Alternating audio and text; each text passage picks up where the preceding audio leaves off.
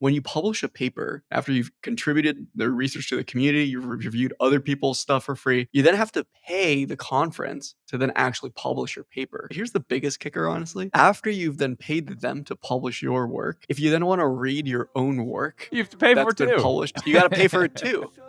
Speaking patterns break the code, pre-trained pod. Hey guys, welcome back to the Pre-Trained Pod, where AI scientists talk shop and talk shit. My name is Rich. I'm a AI research fellow at the University of Cambridge. With me, as always, is Pierce. Hey everyone, I'm Pierce Freeman, based in San Francisco, and I've built and sold multiple AI startups. So Pierce, I'm back. It was an awesome 10 days in China. EMNLP was great. You look refreshed. I'm feeling pretty refreshed. I'm not going to lie, a little jet lagged, a little tired, but metaphorically, I'm feeling refreshed. Spiritually, I'm feeling refreshed. Maybe it's all the intellectual stimulation. Sure. Yeah, of course. Yeah. But it was great, man. I honestly love these conferences because half of it is you get to hang out with buddies that you've seen before at other conferences. A quarter of it is like learning new stuff. And then a quarter of it is just being in a new country or like exploring a new place and exploring it with a bunch of like fellow nerds. So China was a lot of fun. It was a little bit of a hot take that they picked Suzhou as the city in China rather than Shanghai. I don't know if you know where Suzhou is. No idea. It's like the San Jose to San Francisco. San Francisco here being like Shanghai and Suzhou being San Jose. So it's like the smaller but still like really big twin city to Shanghai. But it's beautiful, man. They have an awesome lake. They have a lot of beautiful nature. It's like a very traditional city. So they have a lot of like old houses kind of like by these canals. It's almost like the Chinese Venice, I think people call it. Super, super cute. And yeah, I mean, they just rented out this like massive conference center in this like old city of China. So super fun. But Pierce, I want to talk to you today more broadly about academia, research, and how we publish information in academia. It's obviously top of mind. Yeah, whenever I come back from one of these places, I always end up thinking a lot about how we use these conferences to distribute information. What is the purpose of these conferences?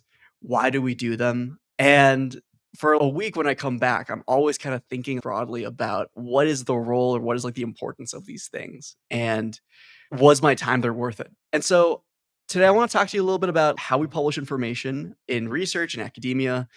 Part of it's going to be like an informational piece where I think there's some things that people don't know about academia and how we publish information. And part of it is a conversation about how we can basically make the system better, like how we can improve the system of research publications, of journals, and of the like distribution of novel research as a whole. I don't know if people know this, but in computer science, every year there are basically 3 or 4 big conferences that happen that are spaced out basically 2 or 3 months from each other, where you get the chance as a researcher to publish your research. Do you know what these are? Have you heard of the big 3 or the big 4? Okay, well, let me give it a crack. We've got NeurIPS, we've got ICML, and we've got ICLR. That's right. Is that your top 3 ranking? I would say those are the big 3. And Yeah. then if you're in NLP, there's like 2 extra ones, which would be ACL and EMNLP. EMNLP, yeah.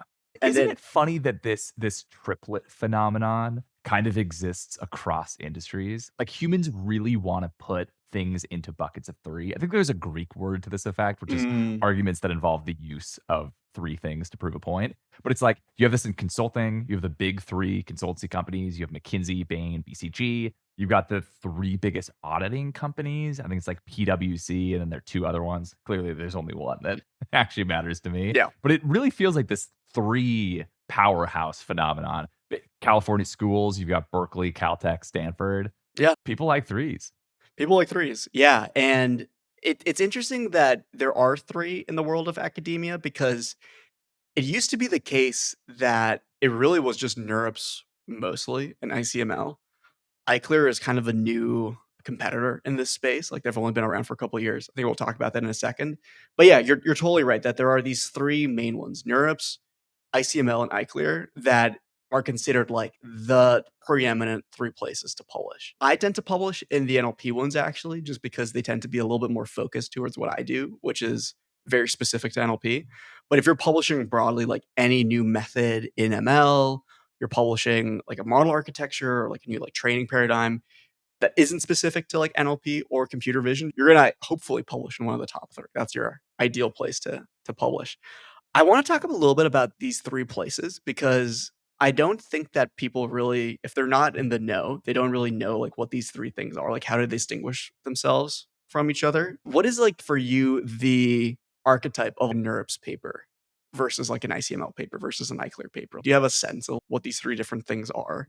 I feel like honestly there's such cross pollination. And I'm also just normally reading these things on archive. I don't actually subscribe to any of the issues that come out of these conference publications. So I feel like one's a little bit more statistical typically. One definitely was really heavy in the architecture game for a while. Like I feel like NeurIPS, back when people were really trying to explore all of the different architecture choices, deep learning was a little bit more of a niche field. That's actually, as far as I remember, when and why iClear first got started. It's almost uniquely a deep learning conference publication versus the other ones are a little bit more like numerical methods, and they've been around much longer than we've converged on parameterized models as the main research area in order to get us to scalability.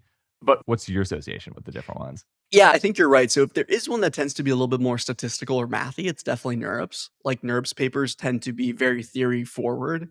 So a NeurIPS paper might look like in this paper, we show this new statistical method and we show that it has these properties, which we now apply to these different applications, and it has all these positive benefits. ICML is tied up with a journal. It's the proceedings of machine learning research. So this is a journal that comes out, I think it's quarterly or something like that. So any paper that gets accepted to ICML basically appears in this journal. And so the origins of ICML were almost more of a you go to the conference to present your ongoing research. And then if it's good enough, you kind of then present that in the journal eventually. At this point, actually, just going to the conference itself means that you're going to be accepted in the journal. So it's one and the same thing effectively. But it tends to be a little bit less mathy than NeurIPS, but still very prestigious. I mean, it's been around for a very long time, and it has a very sort of well-established legal organization behind it. So it's this organization that runs this journal, that runs this conference. The one that's interesting is iClear.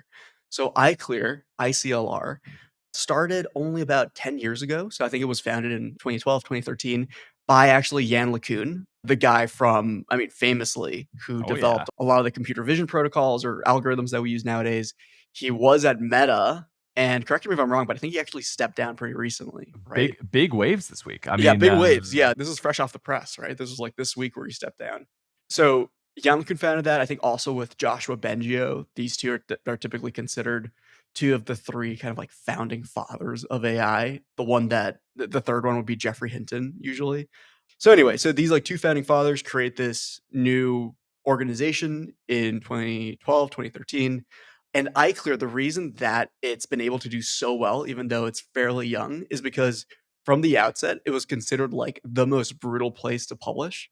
Because anytime you want to submit a paper to this conference, your paper is automatically uploaded to this thing called OpenReview, where when you publish and you submit your paper, any review, either from official reviewers or just from public, yeah. anyone else on the It's internet who so wants to comment transparent. on your paper, it all shows up in the same place. So even before it's been accepted, all of the commentary and all of the reviews are already publicly visible for everyone to see. It's literally a Yelp board Yeah, for exactly. conference publications, right? And so people from the get-go, like from the outset of this conference, would log on, read the new papers, and even if you're not an official reviewer, you could leave like a brutal review of any paper, and everyone else would be able to see that. The conference organizers would be able to see that. So it was just considered this really harsh place to publish, basically. If you got in, it was because your paper's really good, right? People weren't able to find any really, really massive flaw in your paper, and it got into iClear, despite basically the internet trying to trash your paper. So iClear, because of the system, because they adopted OpenReview from the get-go, established itself as this really kind of prestigious place, as a good sort of like a litmus test for how good your paper is. If it can get past this open review process where anyone can comment on your paper, it must be pretty good. Yeah. That innovation by itself at iClear, I think is so interesting because it feels a little bit like LeCun just step back and say, what works and what is necessary in these other conference publications and what is not. Because the three Yeah. components that you mentioned of basically all of these other ones are these professional societies, are these conferences, and then are the issues or the publications that they send out after the conferences. And there used to at least be more of a pipeline from one to the other, right? It was like you would join the professional organization upon your entrance into these field. It was mostly the people in that organization that would attend the conferences. And then it was those people that would publish in the follow-on proceedings. So the people that missed the conference could still get the access. Like it Exactly. feels like that was more the model of these scientific organizations in the 50s and 60s. And then they've morphed a little bit more where you don't even need to be a member of the professional society. It's not like a union. Like you can Mhm. show up to the conference and you can publish and have no association with the underlying society. What I like about iClear is that they kind of disregarded the notion of this society and just said, well, like, we really want to double down on online publication, on peer review, and that's kind of it. Yeah, and on machine learning. We're specifically kind of a deep learning, machine learning conference publication, whereas these other ones have a little bit more diversity. And I think that's an interesting insight that's different from some of these other new aged publications and conferences that have tried to get started and have had varying levels of success. I feel like the fact that it was able to catapult itself into this role of a top 3 conference publication under 10 years is kind of indicative of they really took the good and they left the bad. Yeah, 100%. I mean, we should also say that computer science is really weird in that these conferences are really important for the field of CS. Pretty much every other field, like I have a buddy who works in climate change research. Conferences are not really a thing you care about. Like you go to the conference and you just talk about your work, your ongoing work. People give you some feedback.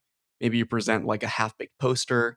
It's not really a big deal. Like there is nothing that comes out of the conference that you can then cite necessarily. The important thing then is after you've gone to a conference and workshopped your idea, you then take that idea and submit it to a journal, and journal papers then get cited. Yeah. In computer science, we've basically flipped that idea on its head. So if you get into the conference and you present your work at the conference, that paper then usually gets automatically published in some journal. So typically, that journal will be the proceedings of the conference. Like the proceedings itself is something you can cite. There are also normal journals in computer science. There is famously TACL, the Transactions of the Association of Computational Linguistics. So you can submit your paper to this journal. Just no one really does it. I mean, it's seen as still very prestigious, but it's seen as like a big hassle, honestly. It's like, why would you submit to a journal if you could just submit to a conference Yeah. and Yeah. you're more likely to get accepted to the conference in the first place? It feels like it's like this thing that's almost forgotten in the field. And so iClear, I think, tapped into this feeling, into this notion that the conference itself is important and said, you know what, screw it. Like, we're not going to set up like a big fancy journal. We're not going to set up a big organization. We're just going to be this like ragtag group of people that will leverage this open review process where anyone can comment on any paper, and that will be where we basically get our ethos from. That is our Mhm. credibility, is just the fact that anyone can comment on it. Will basically be like a marketplace of ideas. Twitter is trying to do that for random takes that people have. We'll have that for papers via this open review process. And it did super well. I mean, it's crazy that in the last 12 Yeah. years. That is the de facto way, actually, that all papers are pretty much consumed these days. I mean, Yeah, either yeah. they're on Open Review, which has more of a pipeline associated with it, that is both a platform to host, but also to manage the peer review process. And then you have Archive, which is a pre publication, effectively just a host. Like you put up a PDF, they do some summarization, and they have some search functionality, but they don't have any of the peer review things associated with it. I think that one's out of Cornell, and the other one is out of Amherst. Can you talk to me a little bit more about open review? Because I know you did some research on this for this podcast. Yeah. Like, when did it start? What's the deal with it? So Open Review as a platform, it's totally open source. They open being in the name. I feel like the goal of all of these things is actually to introduce transparency. So they really pride themselves on being fully open source, on having an open API, relatively tech forward, at least when compared to a lot of these other conference publications. And then also a lot of what you mentioned, which is anything that happens on the platform happens in the open. There's no gating based on membership or login or even really like role as a reviewer. There's like very limited things that happen behind closed doors. So it was founded in 2013 by researchers at the University of Amherst. They put on this open source repo as a goal in order to try to get conference publications and review to be a little bit more in the open. Specifically, this guy, Andrew McCallum, Yeah, he's who's a goat, dude. yeah, He's very, very well known. he put up this platform to serve as a place for his different publications. And it built on an earlier version of this internal system that was called Open Scholarship and Peer Review: A Time for Experimentation, which itself was published in ICML in 2013. So Oh, it that's kind so of came meta. it kind of came out of this working group in a conference to say, what if we re-explored how conference submissions should work in the first place? And then some of these conference publications and the conferences themselves started adopting it as their peer review system. That's so meta. So I just did a little bit of research. Andrew McCallum, he's the guy who created CRFs, conditional random fields, which are the way that a lot of people will model Markov chains. It's a massive thing. So this guy is super well known, and it makes sense that he was singularly able to get this bootstrapped because by 2013, Andrew McCallum was already a very big name in the field of computer science. So much so that I think he was able to basically get money for this project at Amherst and bootstrap it himself. Like, he didn't have to get any additional sponsors to get OpenReview up and running. I think just his prestige and the fact that he was already maybe part of some of the steering committees in ICML meant that he could basically bootstrap this He could throw project. his weight around a little bit. He could throw Yeah. his weight around a little bit. He's famous. He had already published a bunch of papers. He had probably an H index of already like 70 or 80 or whatever. So like dude is very well known. He's cited over 70,000 times. Yeah, and Isn't that that's crazy? crazy. Yeah, I mean, I that guess is really when you crazy. develop something as fundamental as conditional random fields, I feel like everything that even uses the acronym CRFs are going to cite your paper. So it's Totally. probably a relatively long tail of publications, but Yeah. super, super famous, acclaimed guy. And I think the idea was good too. Obviously, you need adoption of these platforms for them to make any sense to continue funding. They've subsequently raised 15 million to continue just the development of this platform alone. There's clearly some staying power to the idea of doing all of these things out in the open. I think it makes a lot of sense. And I think that this taps into the fact that we're such an internet forward society at this point. Like we care so much about reviews and the collective knowledge that comes from being able to review something and base your decision on whether or not something is good on the collective opinion of society. Think about it, like, when you pick a restaurant, at this point, it would be insane to just walk into a place, right? No one does that anymore. You first even if you're standing outside the door, like, you're gonna look at the reviews of that restaurant before you make the decision, "Hey, should I actually go eat here or not?" I think that that notion was already pretty well established by the mid-2010s, but we didn't really have a system to do that for papers. This is basically like Google reviews just for papers, in a way that didn't exist at the time. With Open Review, you can basically assign each paper an actual numerical score for how good it is based off of the collective opinion of your peers. So when you go on Open Review and you submit your paper to Open Review, anyone can basically leave a comment. You also get assigned a number of reviewers officially who have to give your paper a score. Like these people are almost contractually obligated to read your paper and actually give it a score. This is to ensure that everything actually gets read, because otherwise some things might get ignored. And then once 3 or 4 reviewers have read your paper, given it a score, then a meta reviewer comes in, typically also called an area chair, and then that person will then, based on these 3 or 4 scores, give your paper like a final score, and that will be the score of your paper. And the way it works for conferences is if your paper gets over a certain score, you're almost certainly going to get into the conference. If your paper is below a certain score, you're definitely going to get rejected. So it's not even worth then submitting that to the conference. If your paper is kind of like in between, then the conference gets to decide whether or not they want to accept your paper or not. So it's like this two-stage process. You first submit your paper to Open Review, and then from Open Review, based on the scores that you get from the community, you can then take that whole binder basically, so your paper and the reviews, and submit that to a conference. And that conference will then look at all these things. We'll look at the paper you wrote, what people are saying about it, and then we'll make a final decision Yeah. whether It's like a little pitch package it's like a you pitch deliver packet. to a VC, Exactly. except it's for your paper. Richard, do you find that Open Review has better outcomes based on how transparent this process is? I just feel like a lot of the things that we've talked about on previous shows with regard to peer review, like the fact that there's a lot of AI or LLM written peer review, people aren't really spending the time on this, yada, yada, yada. Do you feel like because it's out in the open, there's some element of the actual peer reviews themselves that are higher quality? Or at the end of the day, it all kind of reduces to the same thing and people treat it just like they treat these other more blind or closed submission processes? I think the thing with peer review that is fundamentally a flaw in how it's structured is the fact that it relies on people's almost generosity or them having the time to help others, to help other peers, or to contribute to the system. And what I mean by this is that peer review wouldn't work if peers aren't reviewing your papers. You need your peers to actually be reading your papers. And if they don't do that, then the whole system doesn't work fundamentally. So, what conferences have started to do is to say, hey, if you want to submit your paper to our conference, you have to read 3 other papers. You have to basically be part of the peer review process for 3 other papers. Now, the issue with that is that if you're stressed, you're a professor, you're maybe trying to get tenure, right? So you've submitted a couple of papers. You have to also teach. You're also maybe doing a side thing for maybe you're contracting for a company. And now a conference says, hey, can you please read these 3 papers and can you please do it in the next 2 weeks? Maybe you'll spend an hour doing it. Maybe you'll forget about it and the day before you'll spend like 15 minutes on each paper.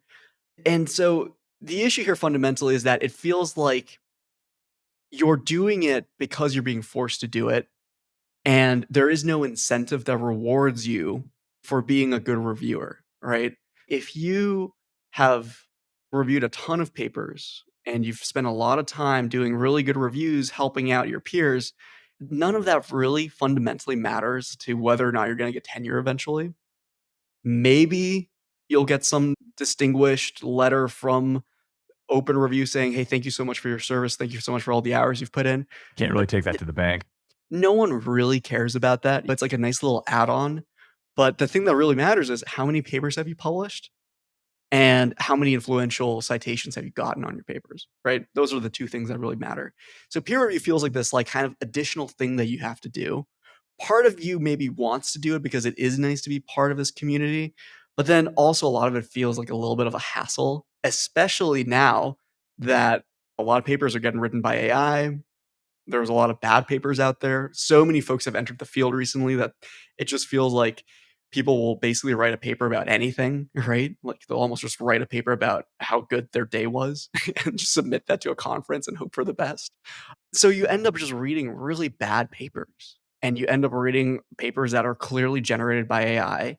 And so here's the thing that's kind of messed up is that as a reviewer, you're almost also incentivized to use AI tools to help you with this process. But then you get into this weird system where a lot of reviewers are now using AI to review papers that were written That by were also written AI. by AI. It's a battle of And the then AIs. and so it's just AIs kind of like reviewing each other. It doesn't make it's dystopian. And the pressure to write a lot of papers and then you have to also review a lot of papers creates a bad system where the beauty or like the fun of reviewing someone else's paper is totally lost. And it is in theory a good idea. In practice, it ends up being somewhat of a hassle. And no one's really happy with it, unfortunately. But there's a sense that it's the best we got. What else is there? Do we have any alternatives? Not really right now. You kind of have to do this. If you want to opt in, you have to be down to be part of the peer review process, but it's all kind of broken. And people have been trying to find alternatives. One of which I think is Archive, which we've talked about a little bit, but so maybe we should say Archive is the site that exists. You can go on it. I think it's just archive.org. And it's a place where you just upload your paper. So you don't no peer review. You just submit a paper you've written to Archive. There are literally hundreds of thousands, millions of papers uploaded to Archive. And it's treated as like this preprint server is what it's called. So the idea is that before you publish a paper, you can just upload it to Archive and anyone can read it. They can even cite it. But the thing is that if you cite an Archive paper, it's understood that this paper hasn't been published yet. So it's considered not very it hasn't gone through the process yet, so it hasn't really been verified by the community to be a good paper. But you can still cite it. You can cite an Archive paper. It's like saying, hey, here's a blog post. Exactly, exactly. I mean, what I've felt always is so interesting about Archive is that it both doesn't have the same element of, hey, this is legit. This has gone through peer review. People have looked at the code, maybe have audited the actual pipeline that's here. And yet, whenever I see people link to a paper online, it is always Archive. Always Yeah, Archive. You know what I mean? Like, yeah, it has become the de facto online hosting platform, yes, for preprint, but also even if you've gone through peer review, like, even if it's in a journal, I feel like people will still cross post with Archive One, because it's free, right? Like a lot of these journals, not really as much in CS, but in a lot of other fields, and archive serves a wide swath of them from like quantum physics to it's obviously technical fields, but it's quantum physics all the way to CS. Within those fields, some of those conference and journal publications charge money to people to have you be able to read, get a physical copy or get like an ePDF of the conference publications. And I think in part because of that, it's become the de facto place to share information more broadly with whatever your field is, to just say, we've all kind of collectively reached this agreement that information should be free. And if we're writing a paper, I want people to be able to freely access that. And its role as a hosting platform for that reason is actually quite valuable. It's not just that it's free, it also feels like it's almost a social good that you're putting out there, where you've done the work, it's already good enough that people can benefit from it, and so you say, "Hey, you know what? Screw it. Even if this doesn't get in, it's kind of still worth showing the world what I've done," and then they can cite this if they think it's valuable. I did this with some of the stuff from my just from some of the coursework in undergrad and during the masters, where that stuff, it's just like homework, basically. It's a homework assignment, but I thought it was pretty good, so I'm like, "You know what? Let me put it up on archive." And some of the stuff I've uploaded, some of my literal just coursework or like final essay projects have gotten like 10 citations, right, on archive. So That's so fun.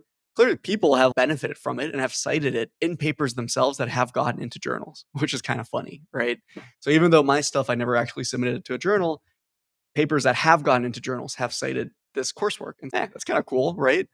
It also lets you kind of like stake a claim on the work. So if someone else maybe tries to scoop you, you could say, well, look, I already had this archive paper up 2 months before you published this, right?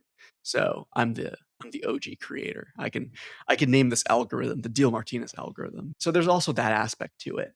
But short of that, man, like it's kind of hard to find alternatives to peer review. It feels like if you are a contrarian, what you do is you just upload your paper to archive or to your blog post and say, this is it. I'm not going to even do the peer review process. I'm just going to upload it here and cite it. Don't cite it, but screw it. I think this peer review stuff is dumb. I'm just going to opt out. And some people have started doing that, like Anthropic, for instance, right? Doesn't publish any of their stuff in journals. They just upload it to their website and they say, hey, if you want to read our research and cite it, feel free to do so. Just cite our Cite a website. blog.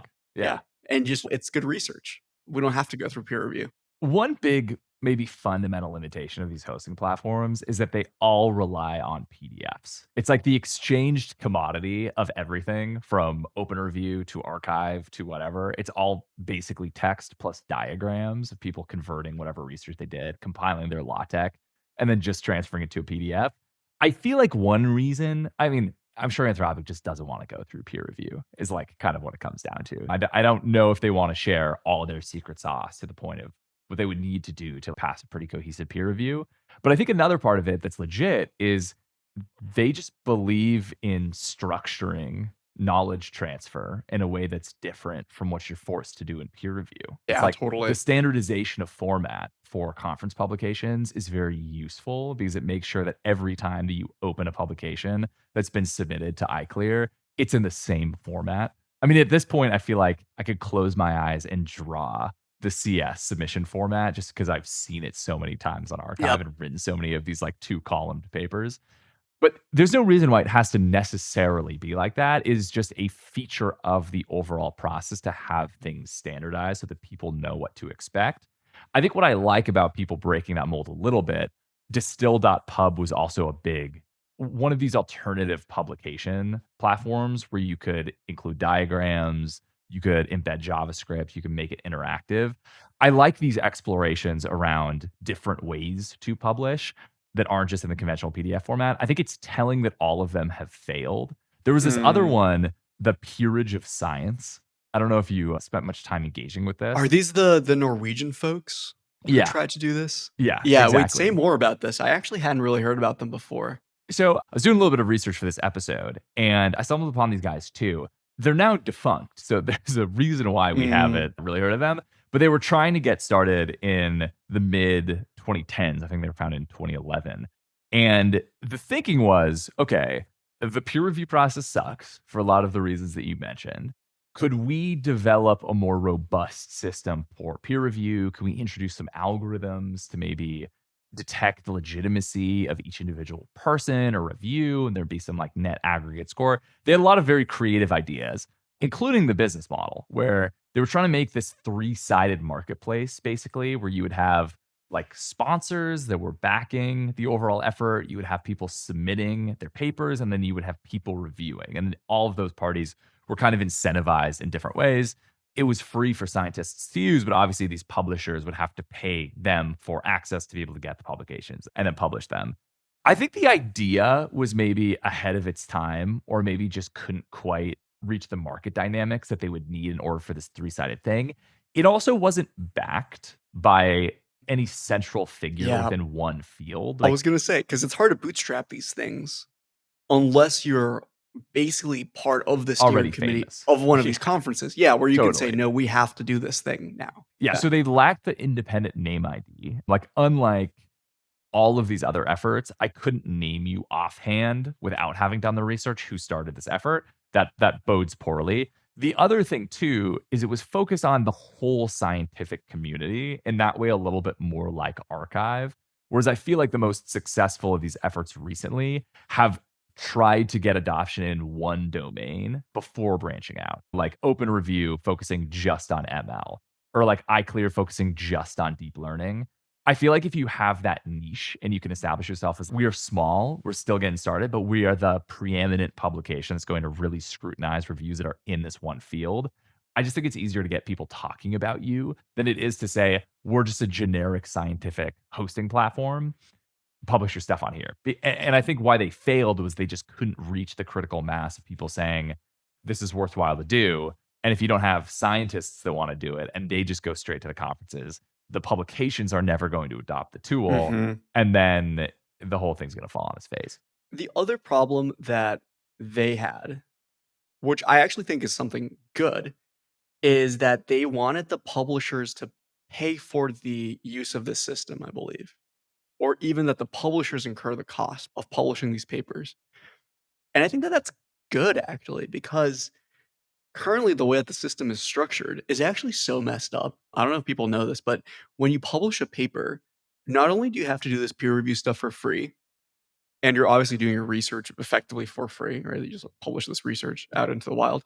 But here's the messed up part. After you've done all these things, after you've contributed the research to the community, you've reviewed other people's stuff for free, you then have to pay the conference to then actually publish your paper.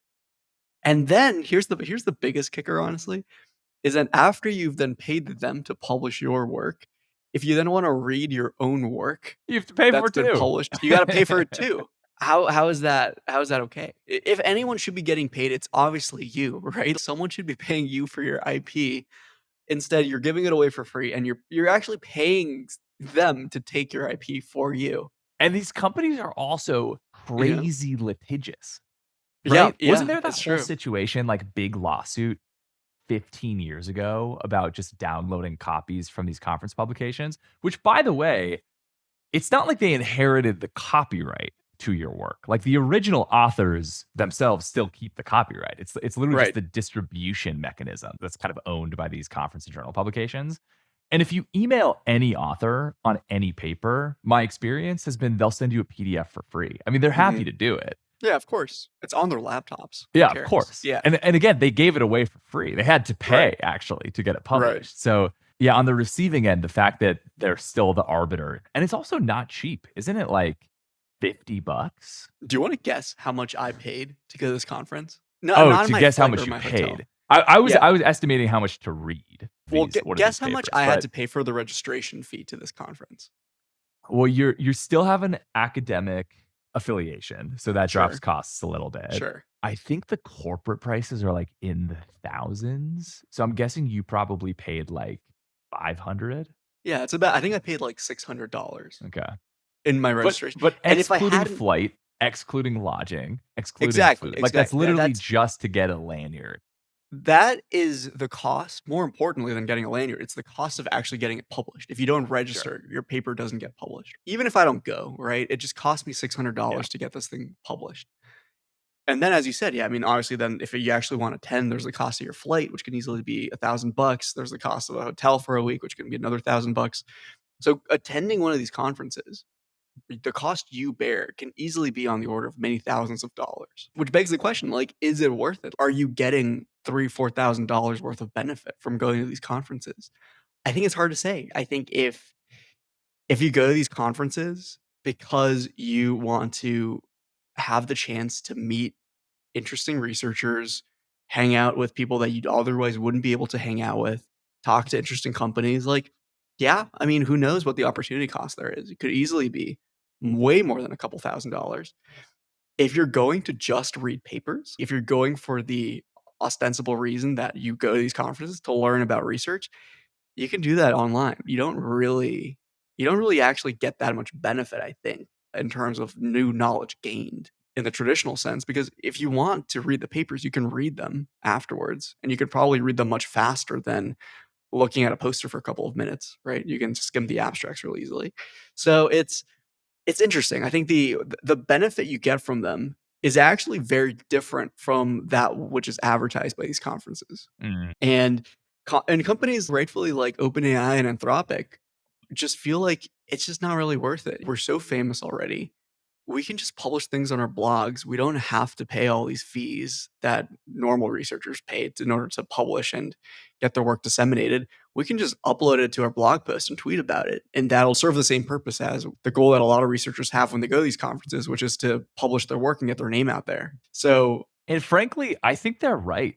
I mean, insofar as these conferences and maybe publishing in general is a clout game, the fact that there's a P index at all, the P index is basically this aggregate score of how many people cite you, but it's recursive in some sense. So it's like if you're cited by things that themselves have a lot of citations, you have a higher P score than if you are cited by a bunch of things that don't have any citations themselves. It might literally just be the PageRank algorithm actually yeah, applied that's what to it sounds like. yeah, Yeah. applied to conference publications. If you're trying to play that game, if you're an academic and chasing clout, which I think people are, conference publications make a lot of sense. I think really at the end of the day, the main value that these conferences provide for companies is the recruiting ability to reach Mhm. into the next generation of talent. And that might be it. Like I think that for themselves that already have clout in the space, people are not surprised that OpenAI and Anthropic and DeepMind are doing frontier research. In that case, show up to the conferences, try to recruit.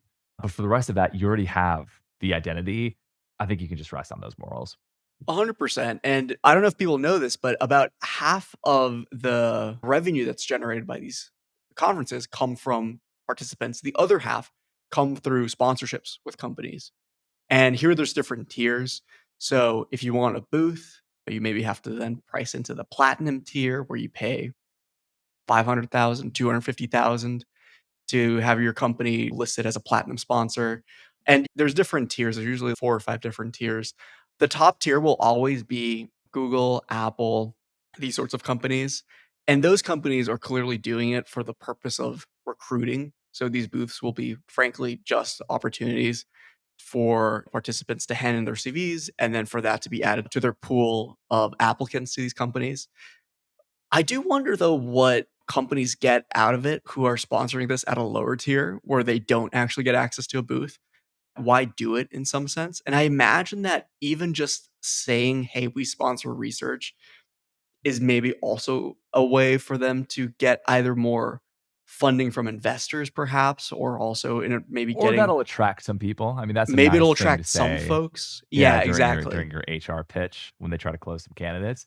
I mean, let me make maybe a straw man of why companies shouldn't sponsor these conferences for their own economic interests. It feels like the companies that really have the dollars to be able to pay these top tier conference spots and are usually the ones that show up at the booths are startups that are very well capitalized and FANG companies. For Mm, startups, it makes sense because they're not going to get access to that talent pool otherwise. But if you're a FANG company, like if you are Apple or DeepMind or Anthropic or OpenAI, doesn't it feel like the same clout argument also applies to them being able to get their talent pool as well?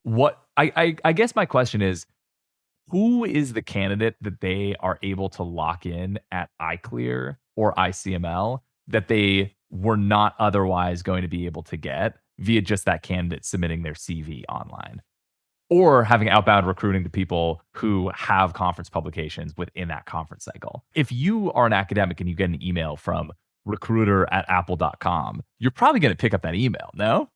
I think that's right. And what I've noticed though is that when you submit your CV to these companies, you get added to this big pool of applicants that they have. And I imagine the way it works is hiring managers looking to fill a certain role will go to their in-house recruiters and say, "Hey, find me 10 folks for this role. I'm looking for these sorts of qualifications. Who can you dig up?" And then they'll go through the tens of thousands of CVs that they have access to, right? This massive pool. What you get, I think, out of submitting your CV to one of these conferences, both you as a company having a booth there and you as an applicant submitting your CV at this booth, is that it puts you in this maybe smaller bubble, or maybe it's this almost like this tag that gets added to your CV when you enter this pool, where it says this was submitted by someone at EMNLP or at NeurIPS. And then that makes it easier then as a heuristic for hiring managers to say, and you know what, we just to make it easy so that you don't have to go through these 10,000 resumes, why don't we just look at folks that we met up with at NeurIPS or at ICML? Because this is so strongly correlated with them having a stellar academic background already. It's an easy filter, basically, right? I imagine that for companies, it's just a way to get that extra little easy filtering system in the recruiting process where you get less misses and more true positives out of this process. But that's basically it. I think the applicants would basically come into your company either way, right? Either way, you're going to submit your CV to Apple or Google. But by doing this process of submitting it to the company at one of these booths, the company, the benefit that they get out of it is that recruiters have an easier job now internally, or it's an easier way to filter through the existing CVs. Yeah, I suspect that's right. I do still think that they could do that process algorithmically on the back end pretty easily 100%. by saying, 100%. because on your CV, you're going to probably list your publications, or at least you're going to list your name and university association. From there, you could go to Google Scholar, or you could go to these conference submissions and then see what conferences you've actually been listed at. Because the counterpoint is, I'm an industry, but that's actually representative, because I could go to one of these conferences, walk up to a booth, and then hand my CV to someone there. And then if I'm tagged as someone who attended EMNLP, that means something different from someone who was an all-star and got like paper Yeah, of the 100%. conference, Yep. some award that's associated with things. I actually don't know how useful of a heuristic it is, quite honestly. There might be some keeping up with the Joneses phenomenon there of, you don't want to give your competitors more face time with candidates in a really competitive labor market where you're actually trying to pitch them like, hey, we have a big contingent of people at Apple who show up at this conference. That's good to be able to collect CVs, but it's also good because the people at this conferences probably want to keep going to those conferences, even if they're in industry, and showing that you have a presence. And yeah, this is actually on the table. You can still do the same kind of research that you're doing right now. We're really interested. Here's some cool people that work with us that maybe you wouldn't have met otherwise. I wonder if that also becomes a part of the recruiting dynamic too. It's like the soft power of being able to show up to these places. I think that's right. And there's one more dynamic at play here that we haven't talked about, which is the fact that outside of these booths, companies like, for instance, Citadel will host exclusive private events that are invite only. So if you're a participant at one of these conferences, Citadel is maybe like a platinum sponsor, so they'll have a booth.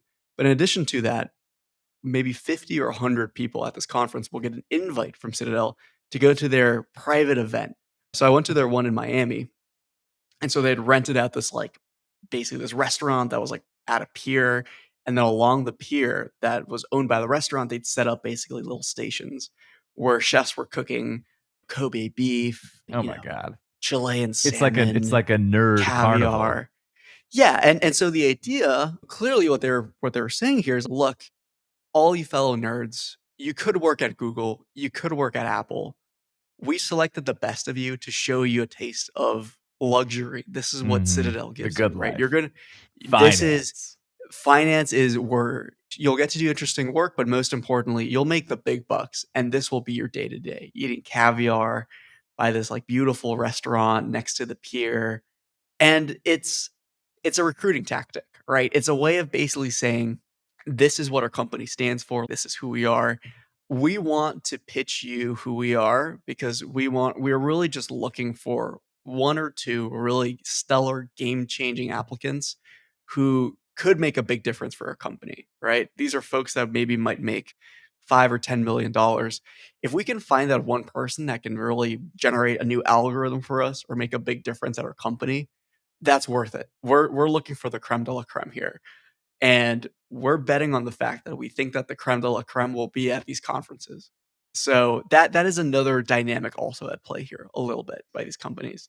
But it's interesting, man. I think as more and more people are realizing that this peer review system is kind of screwed up, I think that there's a world in which more people are just going to start publishing blog posts. There's going to be less interest in going to conferences.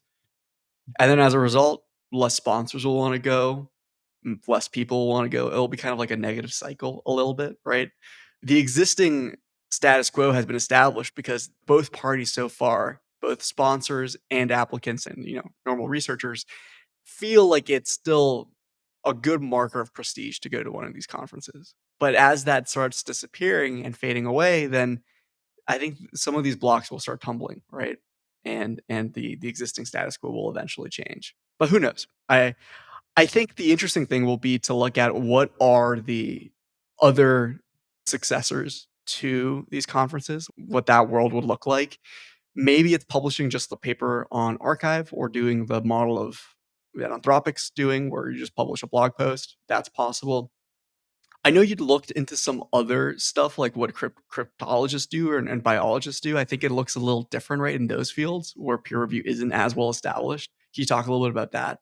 Yeah, I mean, I think that there are so many structural reasons why CS is pretty unique from other fields in terms of the research that we do. One is the fact that it is so immediately reproducible. Like, you can literally just run the code. And I think there is a growing movement that still hasn't totally reached a tipping point, but for the majority of things that I see that are not published by the big labs, they're putting some code publication alongside their paper. Like, maybe that's not the training loop, but that is a bundle of model weights, or that's some inference pipeline, or it's like some other algorithm. Like, we were for a long time writing pseudocode in conference publications for kind of some reason that's still unclear to me. Like, we didn't want to like super specific implement this in a programming language, but they honestly ended up just looking like Python anyway. Like, most of the Yeah, pseudocode that I write was basically just Python.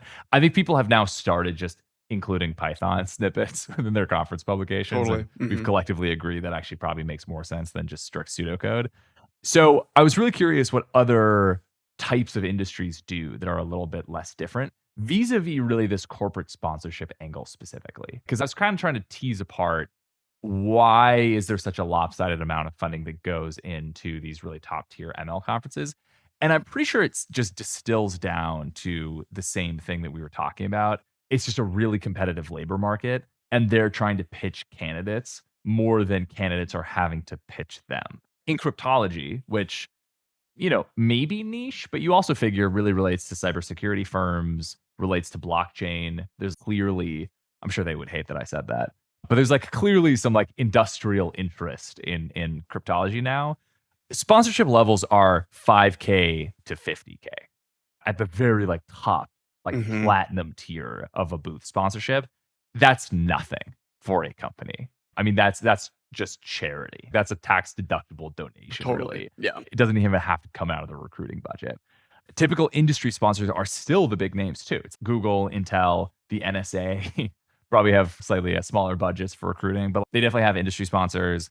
Biology and neuroscience, I think, is probably the biggest comparison with these CS conferences because they also have this really skewed labor dynamic where it costs so much money to bring a drug into clinical trials and then into market that if you can get the one biologist that is just a cut above the rest, that can be That's a worth it. $5 Yeah. billion drug for you. Yeah, totally. It's like worth any amount. So in those, you typically see like the overall pool of sponsorships being like 4 million to 7 million. So I think there's some parallels, but I think all of these industries, there really seems to be a pretty clear bifurcation of, you've got the group of things that are really hot, very funded, and that the role of one individual to be able to push some company forward can unlock billions of dollars in revenue or in market cap. I think right now that's true for ML because of how hot the space is. I think that's like almost always true in bio and pharma. So those conferences get a lot of companies coming in. Everything else, like the long tail of other conferences, still seems more like it's dominated by academics than it's dominated by industrialists. How do you think this plays with the fact that we've talked about how it's more and more important in our society to cultivate your own personal brand than it's ever been in the past? And part of me feels like there's some discussion to be had about in a world in which academics try to distinguish themselves by cultivating an online personal brand, is that a good signal for companies to hire them more so than going to these conferences and trying to Mm. find the stellar candidates? Like, isn't that in some sense what we're trying to do as researchers or academics anyway already? Like, we're trying to convince the world that we are the stellar candidates by cultivating this special, like, stellar brand for ourselves. I feel like there's something to be said about because of the world in which we're living in, where the attention economy is so important, where being able to cultivate a brand on Twitter has become maybe more important than actually doing the important hard work that is research. It's hard for companies, I think, at this point to distinguish who is legit and who's not legit. And maybe one of the only sources of that true alpha is still by going to these conferences and looking at, what academics are doing, what sorts of work. You see what I'm saying? Like, Yeah. Yeah, there's a lot of cosplaying as successful exactly. researchers. There's a lot less successful research being done. I guess I'm not convinced that a conference is the right place for that. I feel like a blog or a GitHub profile, I would get more signal on than conferences because a friend of mine put it a really good way the other day when she said that you're always going to know the limitations of your research more than anyone else is. Like you just have way more context on what you didn't do, what you maybe hoped to do, but the deadline of the conference meant that you didn't do it. Right. I feel like if you're trying to assess that as a company trying to hire that person, it's just impossible. I mean, there are not enough hours in the day to be able to sort through everyone's research, really dive down. Was this legit? Was this not? It takes a little bit of time for things to actually spread out, and good ideas maybe take months or like years to actually reach critical adoption.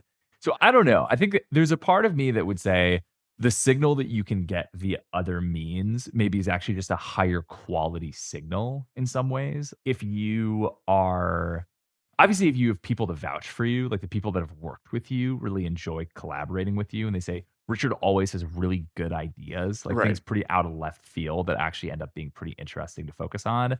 Your GitHubs have some range. Like when I'm looking at GitHubs of people, are they focused just on one thing? Or are they willing to chase a lead wherever it goes? And maybe that's in CV sometimes, maybe that's in audio processing some other times. I don't know. I think that there are like other heuristics that I wonder if it would have higher quality or better recall. Maybe not precision, but like better recall of people that are kind of interesting researchers than just trying to scrub through all the different conference publications. I think that's probably right. And I mean, one part of the hiring process is obviously this take home exam or some sort of a coding test that tests your like ML chops.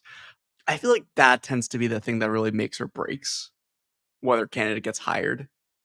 The conference publication thing is a heuristic that people use to just do a quick first filtering process. But the issue is that if you even just want to make it to the interview process, you need to do the publication stuff if you want to pass this heuristic. So either way, there's no real good way, I think, for applicants to opt out of this right now. Is the unfortunate reality. You have to do it basically. If even if you don't like it, you kind of have to do it anyway. Do you think that if you were hiring someone at this point, like how much weight would you put into publications or how they, or is there some other metric that you would use more to determine whether they're a good fit for your company? Yeah, I feel like sneaky conference publications, unless it's really a rock star paper. I mean, Yeah. there are some of these papers that show a level of knowledge and depth and creative problem solving that stands out among other papers. Or it's some like really fledgling field that is obviously very important. Like I feel like kernel optimization maybe 2 years ago kind of fit this, like right when flash attention really came out. And it was like, wow, Right. this whole new field of research about really looking at GPUs as not a black box, but as internals that we can optimize even from the outside, to be able to perform more efficiently. That was obviously a standout. So if people have a standout paper, I would say yes. Like obviously, big check in your box. I think the same way that if you had a standout product, it would probably Mm, indicate mhm. a check in the box. I think practically speaking, I just try to look at other things because CVs are pretty useless in general. I just don't think that there's a whole lot of signal there about are people actually good. Sure. They all kind of sound the same. They're all trying to like optimize for the same keyword. So I feel like what it boils down for me is if you have some code that I can actually look at, I feel like that speaks quite highly of you. Did before AI agents started writing a lot of code, but I think still even now, like what problems do you try to solve in an open source Uh-huh. arena? Are they all just simple web apps or are you actually trying to go into some kernel plugin? I think it's just relatively indicative. I think past projects they've done on the side, even when code's not available, I'll always take a look at blog posts that people have read. I think what I try to look out for, and I know this isn't perfect because people have different things to do and a lot of people that are very good at their jobs don't choose to take the work home with you. But I do think that there is some element in CS where I've seen people that just really like the craft usually do things out of their 9 to 5. Like they That's true. enjoy engineering it, they enjoy research so much that they'll join the Marin project or something just to Yeah. have fun with training these models. Not part of their day job, they're not getting paid, but they just really like doing it. I think there's some amount of these things are still relatively niche that you're not even going to know what the Marin project is unless you're at least competent enough in ML to do some research yourself. So I think it's like that, it's the participation and it's the interest outside of what you're prescribed to have to do. To me are really strong signals that indicates some element of base level competence or like industry awareness and then some elements of drive and passion for what you're doing, which I think are better proxies into would this person actually be a good colleague if I don't have a personal reference to vouch for. Yeah, that makes sense. Yeah, I mean, a lot of the stuff you're looking for is just, like, their engineering chops, right? I don't think that you're in the position to often hire, like, scientists per se. I definitely did more back in my last gig. When we were hiring ML people at Globality, we were mostly pulling from like PhD Right, programs or people that were right. doing That research makes somewhere sense. else. I think it depends, right? Because if you're doing research in a company setting, unless you're a frontier lab, you have a pretty specific mandate that the research is going to have to relate to the product eventually. No one's Right, willing to sign a blank check for an R&D department that's Bell Labs unless you make the kind of revenue that Bell did. sure. Well, I think in that case, you're trying to dual optimize. I want a really great researcher with maybe slightly less of an emphasis on can they come up with the initial thesis that's really interesting Mhm. because the thesis is almost given to you of this should increase revenue of the company. This should be related in some way. And then exactly how do you do the research? How do you formulate the problem statement? Then that becomes important. So it's a slight balance, but I'd say it still relates to research. Yeah, I think that's right, and when you're reviewing someone's publication record, it's hard to know to what extent they were involved in the creative or the critical thinking process. It's kind of impossible to judge that because usually there'll be, like, at least 4 or 5 other authors on there. You could have a stellar publication record, but where your contributions to them have been you engineering something and you not really having the background in critical thinking that someone might think you have from just the fact that you've published so many papers. A lot of professors get on papers just because it's their lab and their Yeah, student wrote the paper and totally. they maybe spoke about the paper once and then that's enough for them to get on the paper as well. So to be an author on a paper can mean so many different things. It's kind of impossible to tell. So, yeah, man, overall, how are you feeling about, like, the future of how we're communicating information? Like, what's maybe, like, a summarizing thought that you have or something you'd wish to for the field to Oh, wow. how it should change? Is there something that I mean, you hope to see in the next couple of years in how communication is published in the field of AI? I really like these conferences. I actually think getting people together in a physical space is underutilized and almost never happens across borders. So, conferences, maybe flawed, definitely expensive, but if that's the best instrument that we have to be able to do that cross pollination, I think they're well worth it. Like, I think there's still so many more pros than cons. I actually worry in these alternative models that nothing really steps in to fill the void of conferences where yeah, you can absolutely publish a blog post if you're some big company, but then how do you meet people that are outside of your own specific sphere of influence? Host a block party for researchers? Yeah. I don't know, but Yeah, it's hard. it's hard. I think getting people to physically gather in these spaces is super important. I also have seen with myself, both in kind of this research setting, but also just networking in general, that people who set out to network are usually pretty insufferable Yeah, because the 100%. people that they want to network with don't want to network with them. So it It's not just good feels faith. it's yeah, it's like overly stifled. It's way too professional. You would never talk to other human beings actually like this. And so as a result, usually the people that you're trying to network with you don't really want to continue the relationship. They don't want to follow up. I think conferences are great because you're coming into them already with some work product that you can talk about. So it can fill the void of conversation. And there are really no strings attached. It's not like we're here just for the purposes of networking. We're just sharing our research, meeting other people. And I know a lot of researchers have ended up working with people that they have met at these conferences. Like often the cross university affiliations that you see on papers are either because they had some pre-existing relationship in undergrad 100%. or their master's program Yeah. and went off to do a PhD and then got placed somewhere in a university, or they met in conferences and you had some similar subjects, you had some similar areas of research that you were both doing. You went over, read their poster, they read yours, you talked about it. You're like, oh, this seems like a pretty smart individual. Maybe we'll And do then you something in the connect. future. Yeah, yeah, And then you yeah, connect. So exactly. I feel like that kind of role of conferences is super important. I think I'm mixed on this maybe last mile question of when we're actually writing these things up. What is the role of AI in that process? What is the role of AI being used as the evaluator of conference submissions? I think the pipeline around and after conferences is where the flawed parts are. I actually think the conference itself seems like this shining gem where once you're there, it's all pretty good.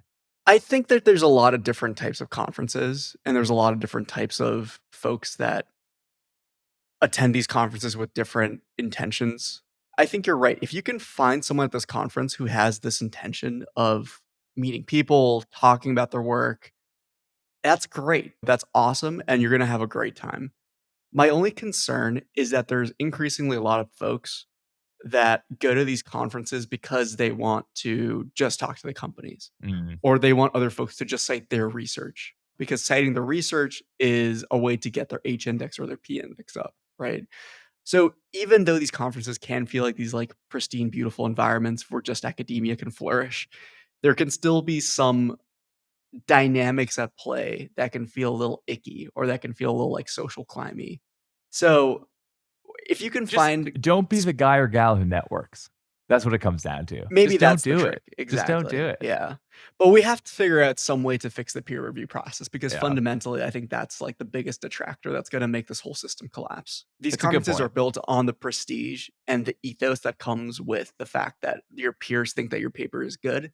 So that gives you credibility. But if that whole system falls apart because people are stressed, they don't have time to do good reviews, they use AI to do the reviews, it just doesn't work. And so at that point, people will stop using it, will stop submitting to conferences, and conferences will lose their credibility. So it's this kind of precarious time right now where a lot of people are submitting to conferences, but that's kind of the problem because you're getting a lot of quantity over quality. And if you do that, you have a world in which there's just too much fluff and trash being submitted to these things that it just loses all credibility, basically, is what I'm saying.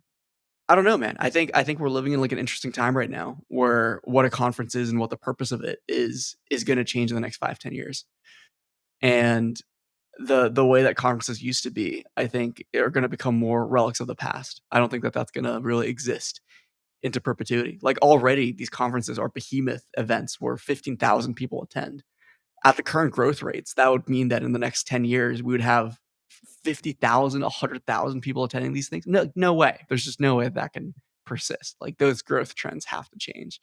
So the role of a conference is going to change in the next couple of years. And so that'll be interesting to see like what other things we come up with. Are we going to go the Anthropic route where we're just going to publishing blog posts?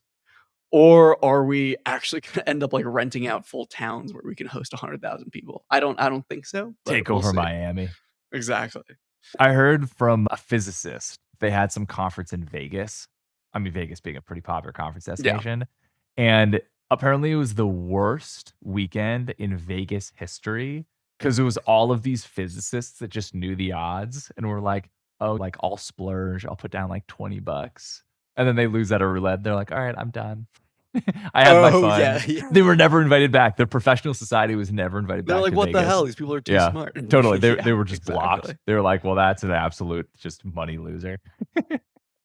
The house is, for the first time ever, like, The house actually lost. loses money. Yeah, the house Yeah, lost. exactly.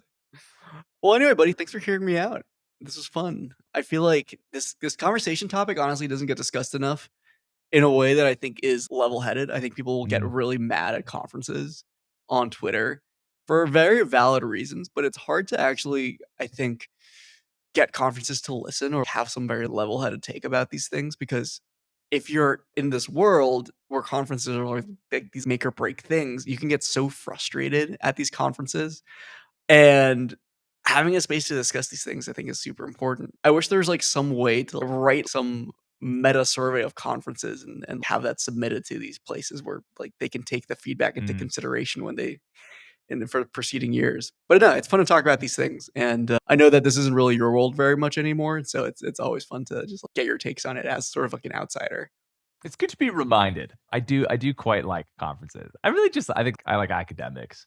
Yeah, There's something that's very, very fun and feels at their best. At their yeah, best. I feel like there's some darker downsides, but at their best, I think the conferences are really fun. So yeah. good chat. Maybe we'll recap your specific experience at EM NLP next week. Sounds good. All right, buddy. Talk to you Later, man. soon. Cheers. Bye bye.